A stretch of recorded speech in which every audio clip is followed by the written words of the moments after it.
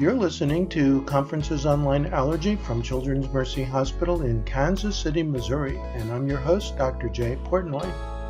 It consists of a series of presentations by experts in allergy immunology and can serve as the didactic curriculum for trainees in the field. I hope you enjoy COLA.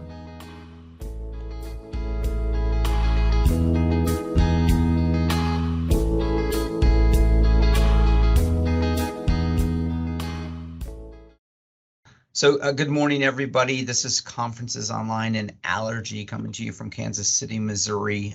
Today is September 19th here.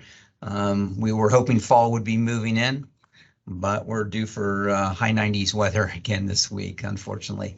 I think most of us have been suffering through that through the whole summer. Anyway, today we have Dr. Robert Pesek, who is going to be speaking to us. Dr. Pesek is an associate professor of allergy and immunology and pediatrics at the University of Arkansas for Medical Sciences, and he's on staff at Arkansas Children's Hospital. He's medical director of the asthma as well as the Eosinophilic Gastrointestinal Disorders clinics, and he will be speaking to us today on eosinophilic gastrointestinal disorders. Thanks for being here. Yeah, thanks for inviting me. Just double checking that you guys can see the slides. Yep, looks great. All right, well, I'll get started. And again, I apologize for being a little bit late, but we will definitely get you guys out of here on time. So I'm going to just go ahead and jump right in. I think the goal is to try to cover the best I can in an hour eosinophilic GI disease. Most of the talk will focus on eosinophilic esophagitis. I think the basics for fellows on what these patients look like when they come in, how we diagnose it, and how we treat them. I think especially as you guys are getting ready for boards, the pathophysiology, which is particularly important. We'll go over that as well, probably somewhat briefly. We'll go over some of the non-esophageal EGIDs as well, because we're starting to recognize those more and more, and that's becoming something that patients are being frequently referred to more often. And there's some distinct differences with EOE as well. And then I did put together a couple of common kind of clinical questions or scenarios to discuss, just to kind of help frame some of the workup and management. So just to start, was going to give you a couple of examples of how we often see these patients. So the first one would be a 24-year-old who comes in for initial evaluation, sent by his gastroenterologist. He had a several-year history of choking on food, which were firmer texture foods like beef, chicken, and bread. He actually had to go to the ER about 3 months ago from a food impaction that he could not pass.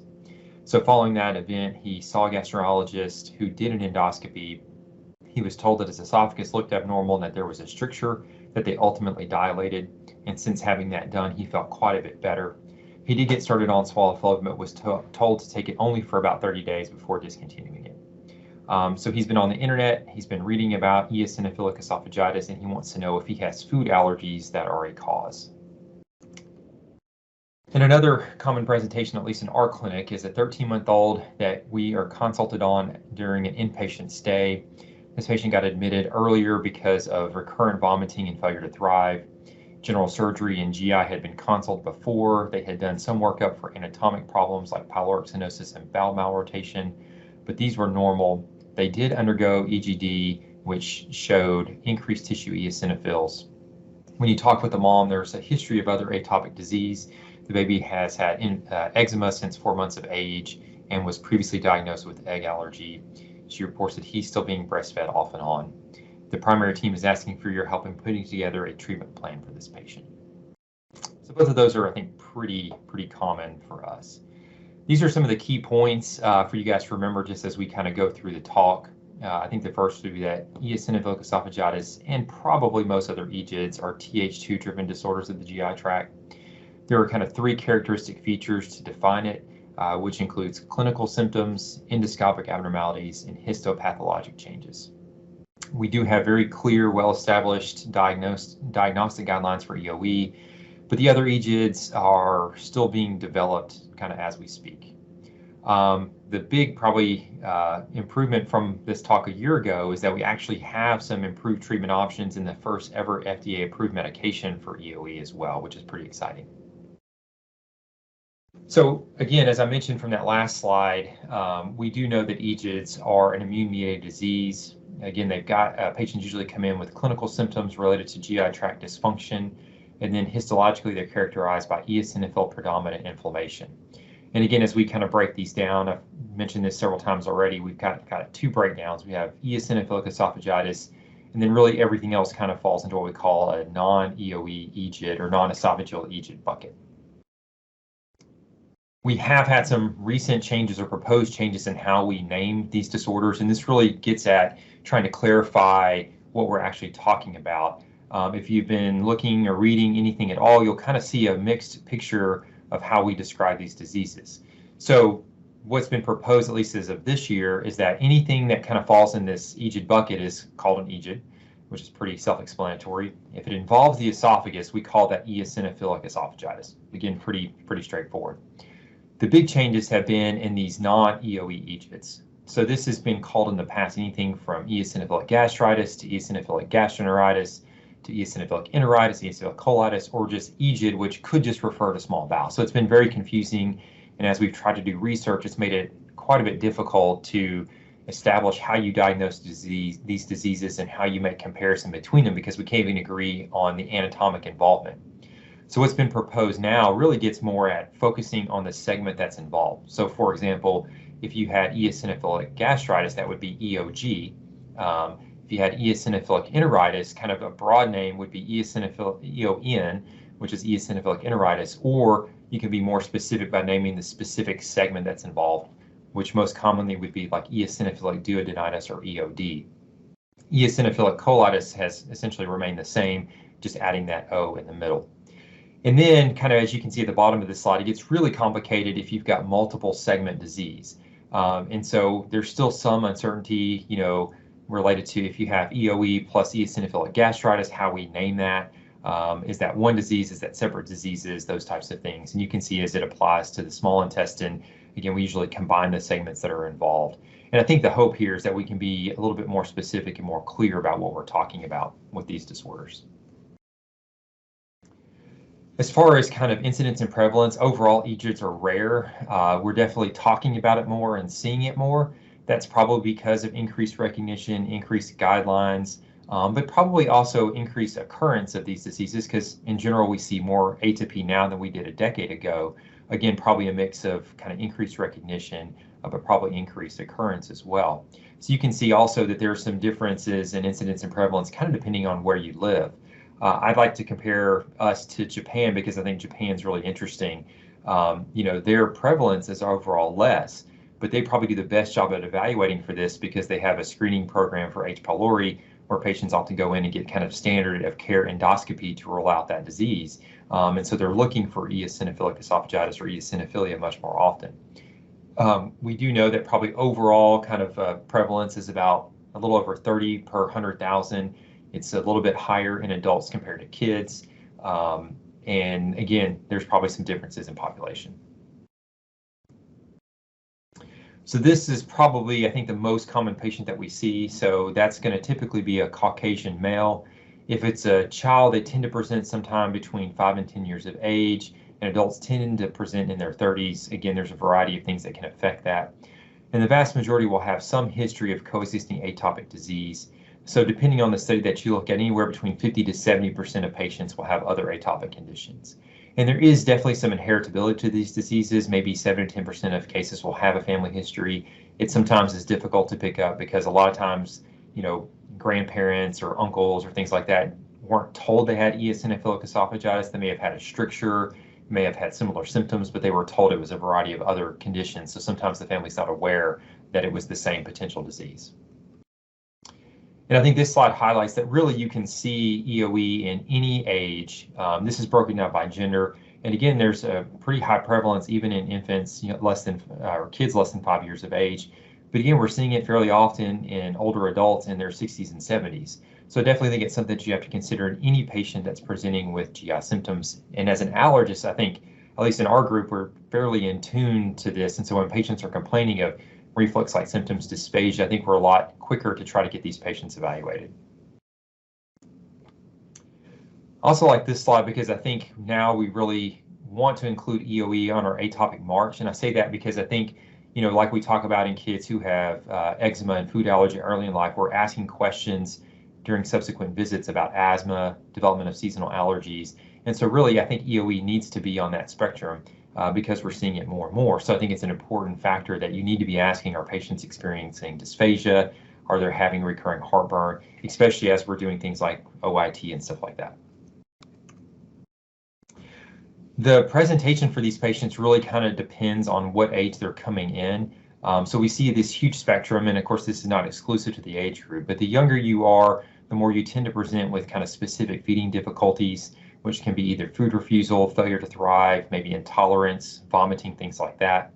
As kids get older, those things can tend to fade away and are replaced a lot of times by abdominal pain, vomiting. You can start to see some dysphagia in school-age children, though it's not as common as adolescents and adults, where dysphagia is the predominant symptom. And a lot of people present with food impactions or near food impactions. As I mentioned in one of the first couple of slides, there's very clear diagnostic criteria for EOE. I think really it's that if you have clinical symptoms suspicious for EOE, the first step is endoscopy. And although it doesn't always work out this way clinically, this ideally would be done before you actually start treatment. And it's a little bit complicated because most patients have seen their primary care provider before they're referred to a specialist. And so most PCPs will place a patient on like a PPI before they get their endoscopy. But in that case, if you have a patient with persistent symptoms, I think that's a good one to get evaluated. They should have biopsies taken at multiple levels, which most commonly is going to be proximal and distal esophagus. I think especially newer guidelines and work with non-EOE EGIDs suggest that biopsying the stomach and duodenum is important because sometimes you can have similar clinical presentation with those disorders as well. And as far as the criteria for the biopsies, you want at least one biopsy demonstrating at least 15 or more eosinophils per high power field. This has again changed quite a bit over the time, but with this you have really high sensitivity and specificity if you use that 15 per high power field cutoff. PPI trial we'll come back and talk to a little bit later because this has really changed in the past 3 to 5 years, although it's lagged a little bit clinically of us seeing this. And I think something that's probably the most important, which I think we struggle with sometimes in clinic, is being sure we have ruled out other causes for eosinophilia. Again, I mentioned here specifically esophageal eosinophilia, which is important, but definitely as we talk about non-esophageal EGIDs, that's particularly important as there's frequently more other causes for that problem. And the differential diagnosis is pretty broad. I think the most common one that we deal with would be GERD because the clinical symptoms are so similar. They do have some very distinct differences, so it's important to rod, and usually the tissue eosinophil count will do that. Some of these were asked about quite a bit by patients. There's a lot of questions related to celiac disease and overlap with EOE. They do tend to be distinct problems, but that's a common issue. Inflammatory bowel disease and esophageal eosinophilia is not super common, and the biopsies look frequently very different, but this question comes up quite a bit when you're looking at eosinophilic colitis. Parasites also particularly important when you're talking about eosinophilic colitis, as that's a common cause. We see that in Arkansas a fair amount. And then kind of a bigger picture of hypereosinophilic syndrome. So sometimes patients will present with their GI disease, but when you take a more detailed history, you find out that the patient's having other things like severe uncontrolled asthma, skin issues, those types of things, all of which are particularly important to understand. And some of the other ones on here are a little bit less common, but definitely some things that you have to think about depending on the patient history. So when you look at endoscopy, which again I know is not something that we typically do, but I think it's important to be familiar with what an endoscopy would typically look like in these patients. The picture on the far left would be a pretty normal looking esophagus. You can see it's nice and pink, good vascularity, really nothing abnormal about it. As you go towards the right, this picture down here definitely shows what is a common feature, which is linear furrowing. You can see the streakiness throughout the esophagus, and it just kind of looks pale and just doesn't look healthy. This would be kind of a common misconception for Candida esophagitis, this kind of white plaques, which in this case really just represent clusters of eosinophils or eosinophil abscesses. And then as patients develop a little bit of fibrosis, you can develop this kind of ring formation throughout the esophagus, or you can see things like a stricture. When you look at pathology, which I got to be honest, I don't a whole lot, but we do look at a ton of path reports. There's also some very distinct clinical features. I included what's a relatively normal biopsy of an esophagus on the left, kind of showing the things that we're most interested in. Mostly we're looking at the squamous epithelium where the eosinophils will arise in EOE, but there's a couple other important segments. One is this basal zone, which is important for looking at kind of long-term changes with EOE. And then lamina propria, which we don't always see on biopsies, but again, another area that's particularly important if visible. As you look here on the right, this is a picture of a tissue sample with eosinophils. So you can just see on this H&E stain, the eosinophils stain kind of this reddish pink color with the pink nuclei. And you can see here there's quite a few. So this would be a fairly common example of what EOE would look like if it were present. I mentioned some of the chronic changes that you can see with EOE. So again, I mentioned on the endoscopy picture eosinophil abscesses, and you can see that kind of clustering here versus over here on the left where you kind of have the eosinophils kind of spread out throughout the epithelium. I mentioned about the basal zone here. This is an evidence of basal zone hyperplasia, which can be a precursor to scarring of the esophagus, so just that thickened area. And then same thing here, lamina propria fibrosis with this stain for collagen. You can just see kind of the difference between this upper and lower picture where you have quite a bit of collagen formation in that lamina propria, indicating a patient has developed some chronic changes. So we'll switch and talk about pathophysiology, which I think is really fascinating, and there has been a ton of work in the last 5 years to kind of give us a sense of what's really triggering this disease. And although I don't think we completely have the mechanisms of the disease really well understood, we know a lot of things about what predisposes you to it and what's going on under the surface. So I like this slide. This is from a review where Mark Rockenberg was the senior author. And really, we kind of know there's a variety of things that increase your risk of EOE, and a lot of these can apply to atopic diseases in general. Again, we know there's some environmental factors like cesarean birth or antibiotics that can impact it. We'll talk more about some of the genetics, but there are some specific genes that we know increase your risk of having EOE if there's specific mutations there. Again, I mentioned that Caucasian males are the most common EOE patient. And we know there's some increased risk amongst family members depending on the type. Like brothers have a 64-fold increased risk of their brother having EOE, which is, I think, pretty fascinating. Then there's some kind of less answered questions like seasonal variation. Yeah, we know that oral immunotherapy can trigger EOE as well. So what's going on with that? And then again, the differences in gender. Again, I mentioned males earlier being predominant. So what is that that triggers that? And we already have some understanding of what causes that in these patients. So if again, we talk about the genetics, we know there's several that are important. I've listed probably here the most 3 important that you need to remember. I remember from my boards a question about which eotaxin was the most relevant for EOE, and that answer would be eotaxin 3. That's the most highly expressed gene in EOE, so that's an important one to remember.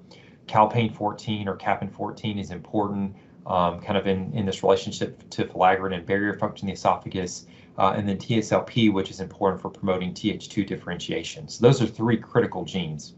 There's also this genetic hotspot on chromosome 1q21 that encodes this area for squamous cell differentiation and filaggrin. So another area that's really important and where we see some kind of mutations that can lead to increased risk of EOE. So what we see is you have those baseline kind of genetic changes, and then you have some environmental factor that tends to promote the disease. So again, you're getting 2H2 polarization of the immune system, downregulation of filaggrin and desmoglein, both of which are important for barrier function. This decreases differentiation of the epithelium. And then the capin 14 I mentioned makes all of this a little bit worse. All of these things combine together to alter barrier function in the esophagus. This allows increased penetration of food and potentially other antigens and potentially EOE. So I'm not going to go in detail through this slide, but we've kind of talked about this upper left here where the food antigen gets in and you get this activation of this kind of Th2 cascade. We're going to talk a little bit more about the things over here on the right, which leads to this ultimate outcome of fibrosis and dysmotility. But these are all the key players, and so this is an important slide to be familiar with, just with what's going on under the surface.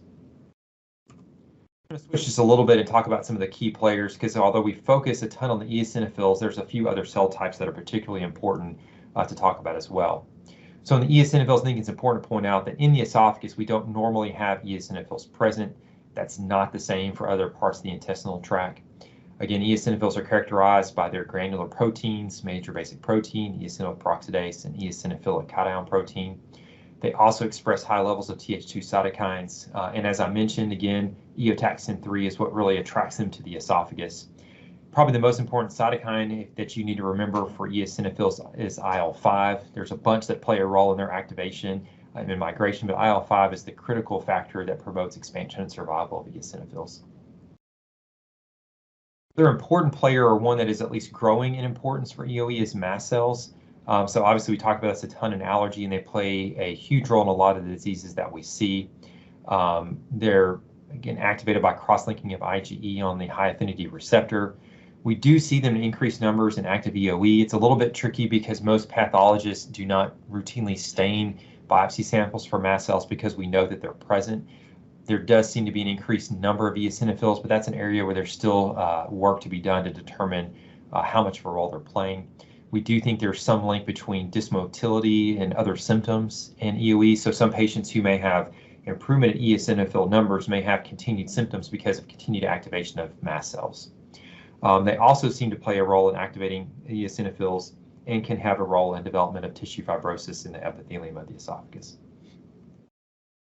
Basophils, which again are probably a more minor player, at least from what we know now, do seem to have some role in EOE, and this is probably through IL-3 or TSLP. They can be activated through that high affinity IgE receptor, but really we got to have a little bit more work into what they're doing in this disease. I've listed here some other cells that are also probably important. We've kind of seen some changes that may be relevant to EOE and may help us delineate further mechanisms, but really at this time, not 100% sure of the role. So going back to that slide where we talked about kind of outcomes. So we've got this Th2 polarization. We've got the eosinophils activated. They've come to the esophagus. They're releasing their granule contents. They're causing damage. And now what's happening besides that is release of TGF-beta. So this is done in response to activated eosinophils, and this is in a way to try to help repair the damage done to the esophagus. The downside, this is what leads ultimately to activation of tissue fibroblasts, so we get remodeling, fibrosis, and ultimately stricture formation. And also this promotes the dysmotility, so this is what a lot of times triggers those symptoms that we see: abdominal pain, pill esophagitis, again, choking on food, those types of things. We also know that EOE is really a long-term disease. As I mentioned earlier, there's changes in over time depending on age. We know, again, there's a lot of times a progression from an inflammatory type picture where you're seeing lots of eosinophils, kind of lots of acute damage, to more of a fibrocystic disease, which is more common in adulthood. We know there's probably different phenotypes of this as well, and so not all patients may follow this kind of traditional trajectory. This would probably be the most common thing that we see. We do know that we can induce remission. I will say there's probably still a little bit of controversy on exactly what that entails. But we also know that if we stop treatment, this disease is likely to come back. So again, a chronic disease that requires chronic treatment and unlikely to resolve in children or adults.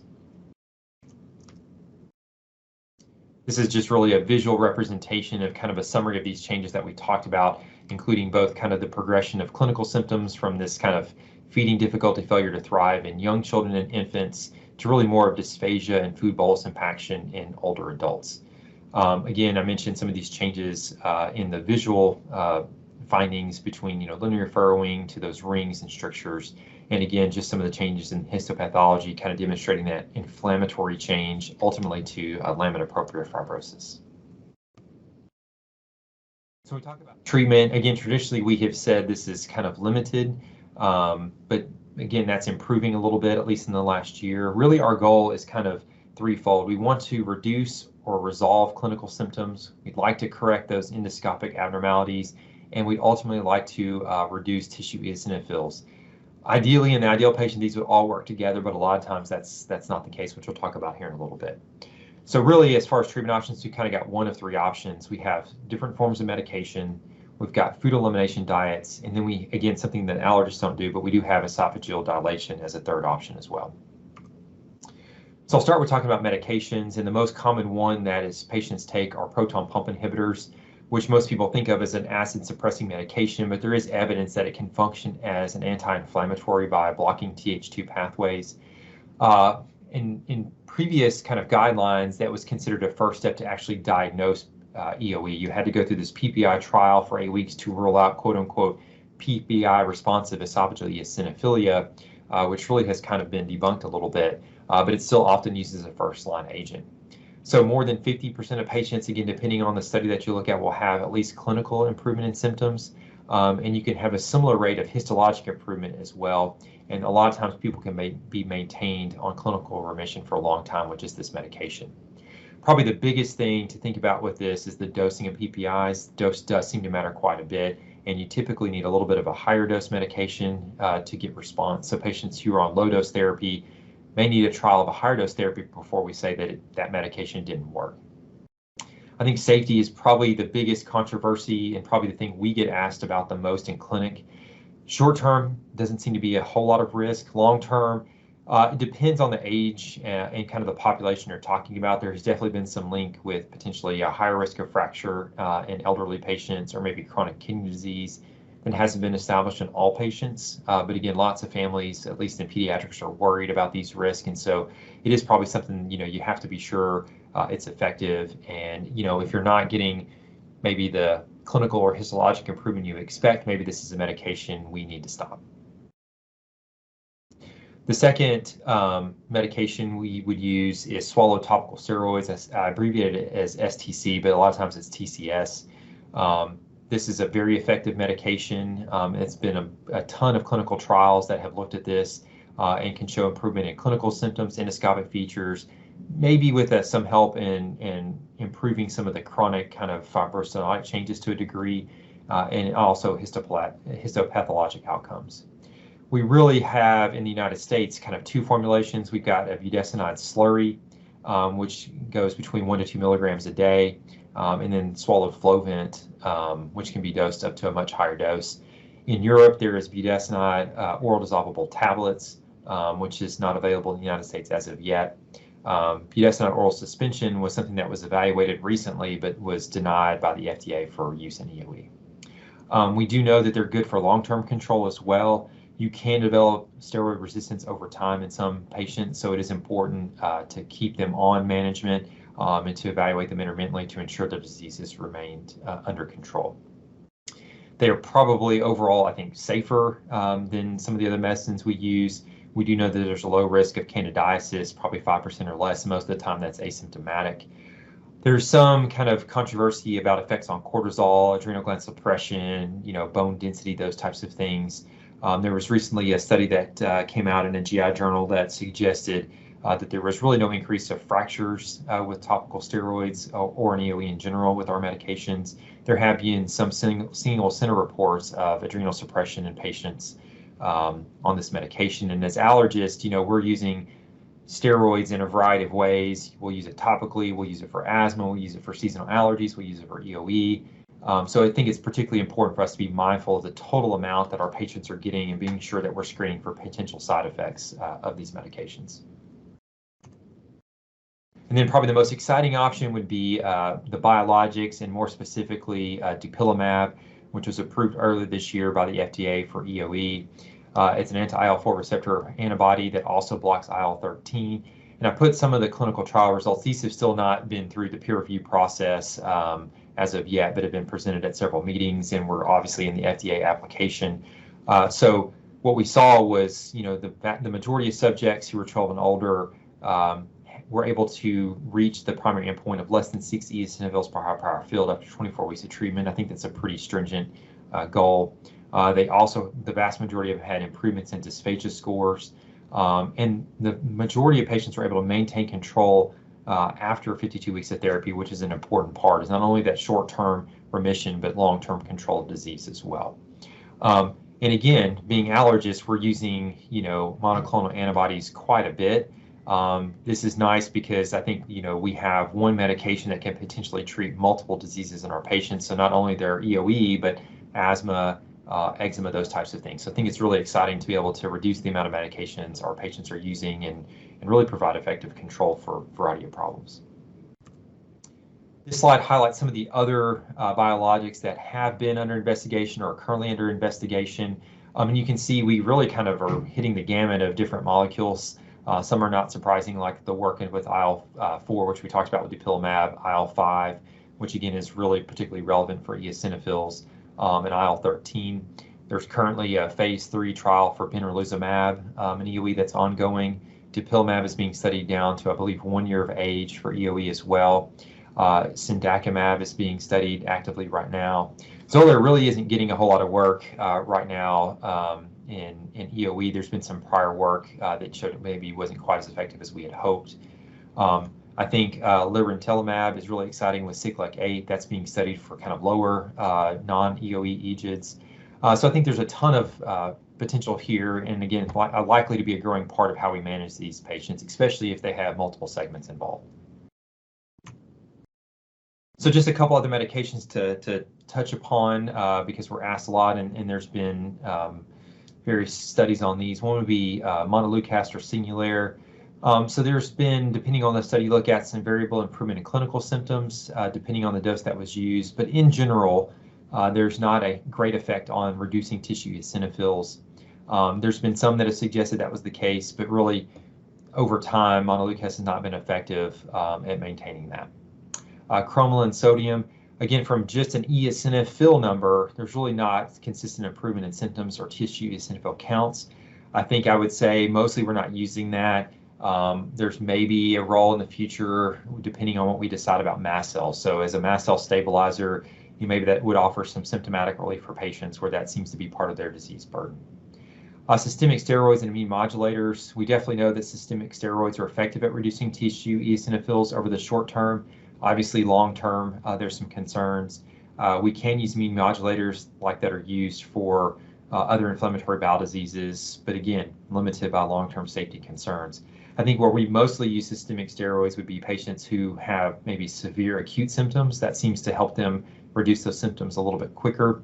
And then if we're treating kind of lower GI disease or multi-segment disease, we've used more systemic steroids in that case. Talking about food elimination, we know that for the vast majority of patients, at least in pediatrics, foods tend to be the primary trigger for their disease. Thus, it makes sense that elimination of the suspected trigger or triggers would lead to clinical remission.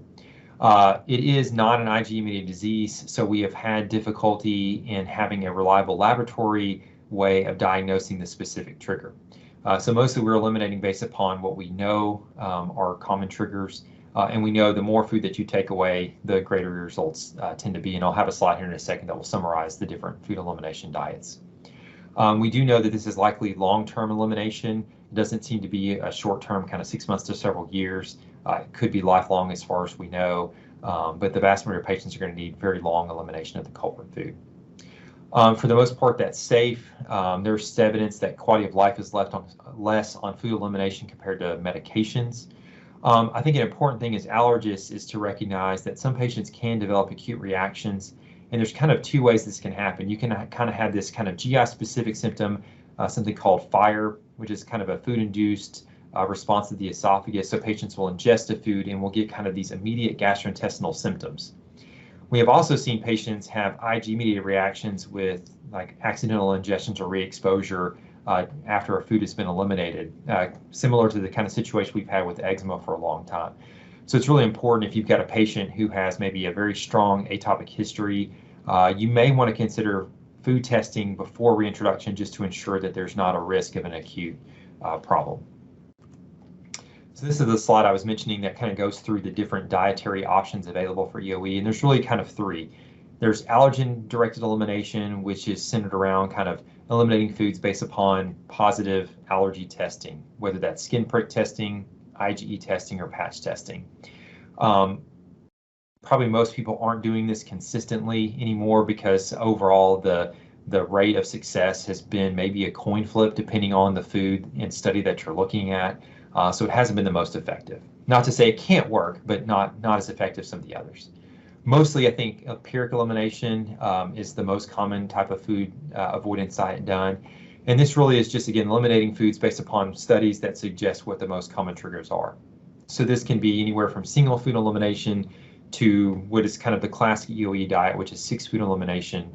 And again, I won't go through all the foods, as you guys can read that. You can see on the far right the success rate of food elimination diets or empiric elimination diets. So with single food like cow's milk, that can be anywhere from 30 to nearly 70%, depending on the study, whereas 6 food elimination diet is probably more consistently successful, again, about 75% of the time.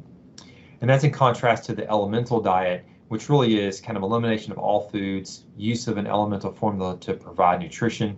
That's ineffective in probably 90% of patients. Probably the biggest downside or several downsides to that is, not all patients can drink that amount of formula. So sometimes you have to put in NG tubes or things like that. And then even if you're successful and you clear the eosinophils and improve symptoms, it's a very slow process on reintroducing foods after that. So do you do one at a time? Do you do several at a time?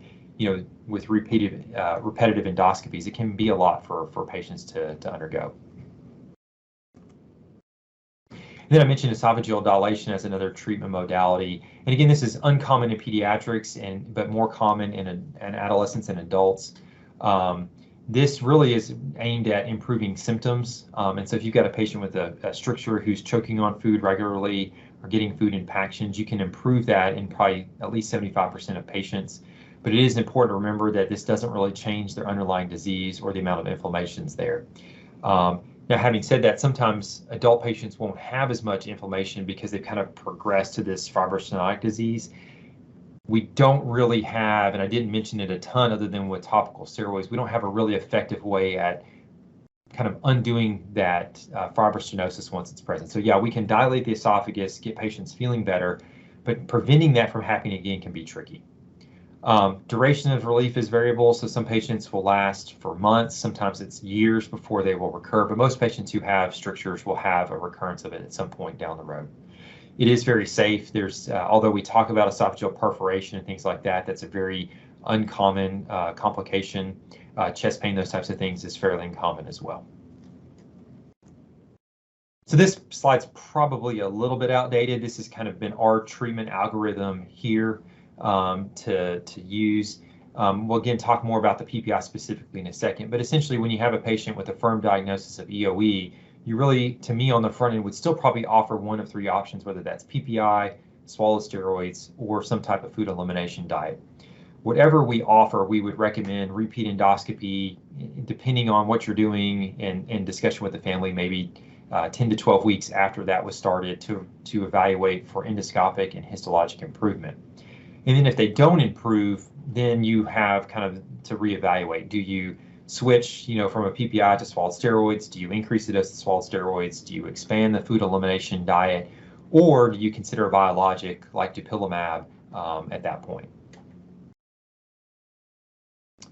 I'll touch briefly on the non-esophageal EGIDs. As I mentioned, this includes really kind of three kind of characteristic diseases: eosinophilic gastritis, enteritis, and colitis. They are significantly less common than EOE, and this is probably the way across the world. A lot of this, again, is because we aren't having consistent diagnostic guidelines, consistent efforts to look at these, so they may actually be a little bit more common than we suspect. But right now, prevalence is overall pretty low. You do see eosinophils in lower parts of the GI tract, which has made it tricky on what exactly constitutes a non-esophageal EGID. So you do kind of have to decide what is too many eosinophils. Mechanistically, there's probably some similarities in some of the diseases compared to EOE. We know for like eosinophilic gastritis that they have a high rate of Th2 disease-driven mechanisms, but in contrast, that eosinophilic colitis doesn't seem to be the same way. So I think there's some grayness to there that these may not actually all be the same disease. There's also maybe some more female predominance and some other cytokines that may be more important for these lower GI diseases compared to EOE. So really, I think, again, something that over the next 3 to 5 years, I think we're going to grow to know a ton about, but really we're still in that kind of learning phase. Again, kind of a busy slide. I think I put this on here really to highlight a couple things. One, symptom-wise, a lot of times there's overlap between EOE and at least gastritis and enteritis, which is why it's important to sample both the stomach and small intestine when endoscopies are performed. I think eosinophilic colitis, for the most part, this gets picked up with diarrhea, blood in the stools, those types of things. I put down here just some of what the proposed criteria are for these different segments. Again, we talked about EOE, and I'm not going to go through these in detail, but just knowing that, again, it's kind of looking at an increased number of eosinophils compared to what's normal. Ideally, we need to probably take more samples than what we're currently doing, and from multiple areas. But again, this is something that you're probably going to be seeing more and more of. As far as management, again, we don't have a lot of studies right now to really guide us. We do use similar medications and similar food elimination diets for these diseases. There's been some evidence that the PPIs can help in eosinophilic gastritis. Swallowed topical steroids don't work quite as well. They can be used in eosinophilic gastritis as long as you don't make it into a slurry. We want it obviously to go straight to the stomach. There's some help for use of Entecort, or essentially what's the same medicine, Uceris, which is enteric budesonide. That can be done to reach the small intestine if it's crushed, or if it's swallowed, it can go all the way to the colon.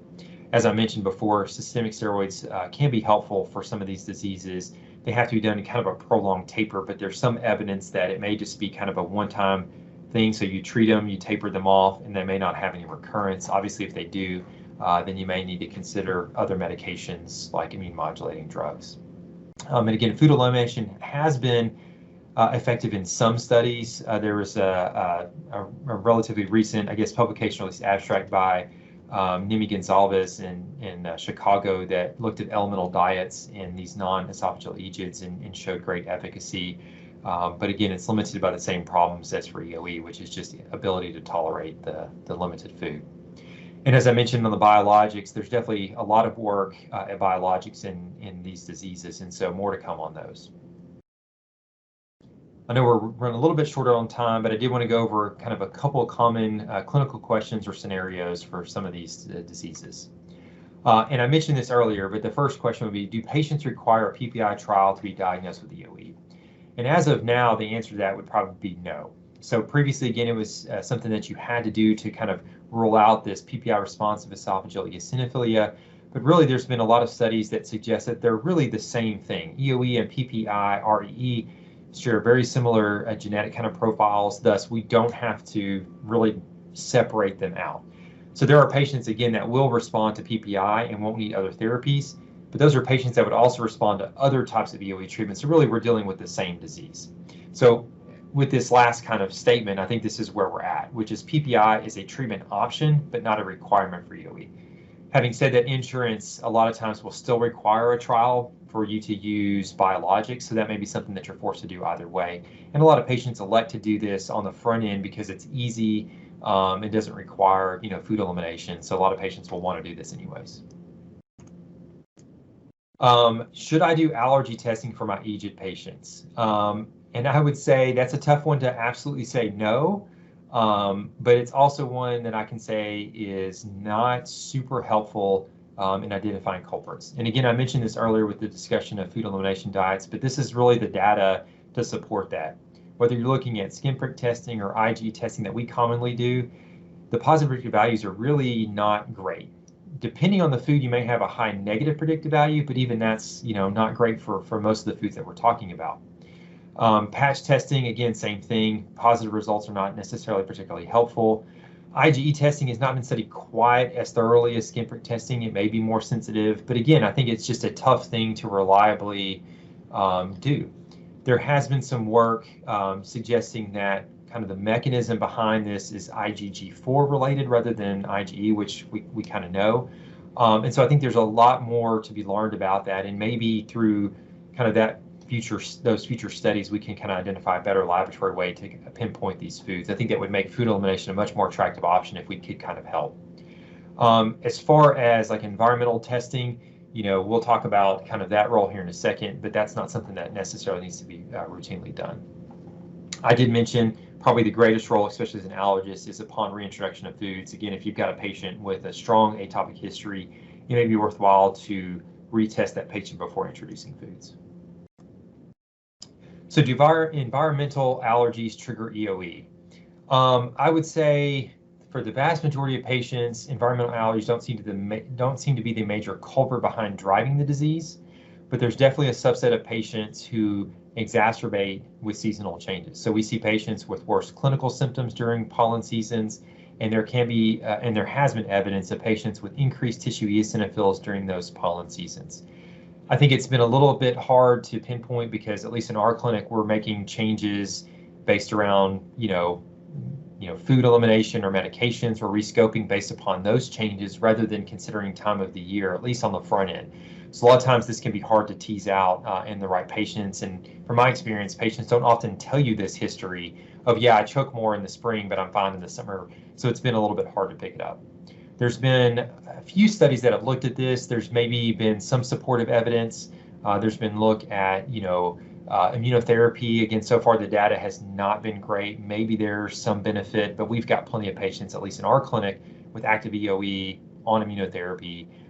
So maybe it's not helpful. Others in the audience may have had a different experience, but I think the jury's definitely out on whether or not this is a huge problem for the majority of our patients, or addressing it directly is going to really control their disease without some of the other options we've already talked through. I will say one thing that's effective is seasonal adjustments of medication. So if you have a patient who is experiencing worsening problems in the spring, increasing the amount of swallowed steroids they're on during that season a lot of times will help alleviate it, and then you can decrease once that pollen season completes. And then what parameters do we use to assess improvement? As I mentioned, there's kind of three factors that we're looking at with EOE, which is the symptoms, the endoscopic findings, histology, and then I would throw in another one is patient preference. Most patients feel that their symptoms are the most important thing. I don't think they tend to be quite as excited about endoscopic appearance or histology as we are. It's great when all those things are improving together, or all those things are worsening together. It makes it a lot easier to know what you're doing, but sometimes they don't align. So I think it's difficult to figure that out. I think it's really important that you consider like shared decision making with your patients. We encourage that the symptoms aren't the only factor, that we really need to get those tissue eosinophils down so that we can reduce the risk of long-term problems, but it's sometimes a difficult conversation. It is important, I think, again, just to ask about patient preference, consider their quality of life when you're making choices, and just remember that all of these things that we talk through can be effective in the right patient. So there's not a right or wrong answer necessarily to what they do, as long as we're headed in the same direction. I will throw out especially that lack of symptoms does not predict histologic resolution. This is particularly important for adults. There's only modest correlation between symptoms and numbers of tissue eosinophils. In children, this is probably there's a closer link. So we definitely see that better that when kids' symptoms are improving, their disease is likely improved as well, but you can't rely on it 100% of the time. The kind of debate about when we should repeat endoscopy, I think in adults it's important to remember that this is a chronic disease, and so we probably do need intermittent endoscopies to evaluate disease, even if the patient's not experiencing symptoms. A lot of times patients kind of downplay their symptoms, or again, there's no correlation, but it is important to consider looking intermittently and biopsying at times. In children, again, there's a lot of concern about the risk of sedation.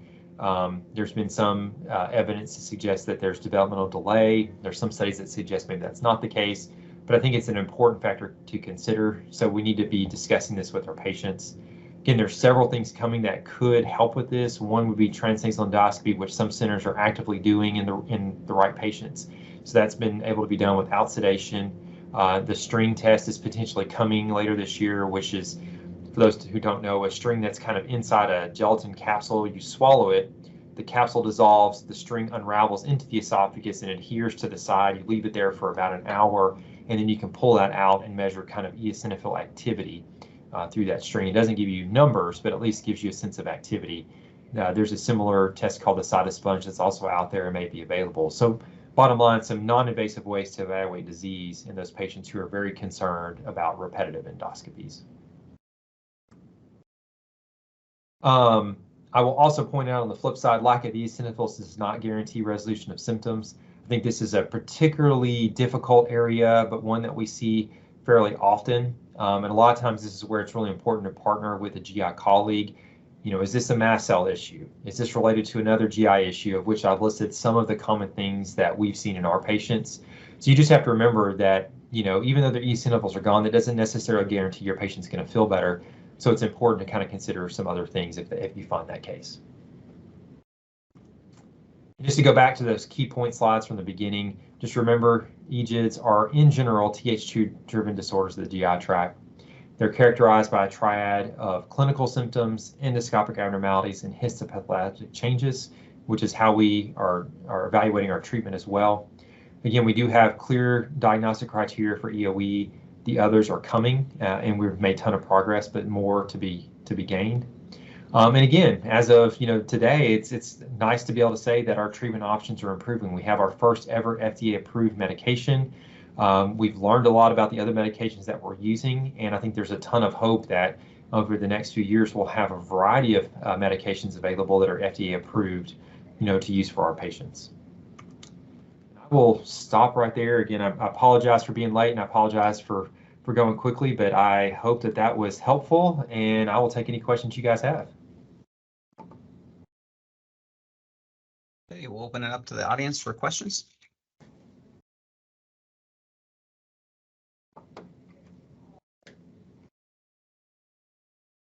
Okay, I'll throw out some of my usual questions. Sure. Robbie, you had a nice list of differential diagnosis for EOE. Are you primarily reviewing the differential by history, or do you have like a routine order set that you're always going to do a CBC with diff or a parasite workup or other? I got to admit, and we've talked about this here and there, we probably mostly do it by history if EOE is the main suspicion. In kids, I think it's a little bit easier for EOE because we don't have a lot of the autoimmune issues or other things that you would see in adults. I think in adults, you definitely have to take a little bit more detailed history to be sure you're not missing some of those things. For the lower GI stuff, I think we're definitely doing more, we will look for parasites. We'll definitely look at peripheral eosinophils, those types of things. It's probably not as standard, but we do it more in that case. Okay, very good. And then similar to, as I'll say, analogous to asthma here, aggressive treatment of asthma has not seemed to change the remodeling that occurs. Are we seeing the same parallel in EOE or other of the EGIDs? Yeah, I think it's probably the jury's still out. So we know that there's been plenty of studies that suggest that we can control patients and keep them controlled on a standard dose for a long period of time. There's definitely a subset where, remodeling will still happen. They'll get resistant. They'll have active disease. I think the problem is it's been hard to know what we're doing because I think we're not sure what remission 100% means. So is that, we say less than 15 in our clinic. Well, but less than 6 is what they used, in the FDA study. So what do you need? Or is 20 okay? I mean, so I think there's been a lot of heterogeneity in like how we've decided that. And so I don't know if that we know long-term well enough on what exactly we're trying to get to, to say, yes, your risk is low. And I think in asthma, maybe it's the same thing. We're focusing on exacerbations, but I do wonder, those kind of chronic, PFT changes and things that we see over time, I think there's a lot of similar veins to that we struggle to know what we're doing long term. Are we really changing their outcomes? For sure. Yeah, better answers in 10 or 20 years, I suspect. Yeah. Yeah. Okay, and then my last question comment is analogous to atopic dermatitis. If somebody's having horrible flare, we commonly get patients that came in on systemic steroids and, big hammer for a relatively small nail. And then we talk about rebound phenomena. Do you see rebound in EOE if somebody put them on orals or systemic steroids? Everybody's real happy for a brief amount of time. Do they tend to rebound right after they come off those? They tend to not. I mean, what we've typically seen, and I use the adults as an example to some degree, is, they'll get treated either with systemic or topical for a relatively short period of time, a week, 2 weeks to a month, depending on the medication. And they'll be good for 3, 4, 6 months, and then things start to come back. And I think some of that is it just, you get the eosinophils may come back relatively quickly after you stop the medication, but it takes some time for that damage to really set in to cause that dysfunction. So patients can kind of come back, and that always confuses them. They're like, well, why didn't I get sick again? Well, it took a while for this all to get rolling in the first place, so it may take a little while before it comes back. Yeah. Very good. All right. Other questions from the audience? All's quiet. Well, certainly appreciate you contributing to Conferences Online and Allergy again. I appreciate all the updated information, and hopefully we can count on you again. Absolutely. I appreciate the opportunity. Okay. Thank you so much.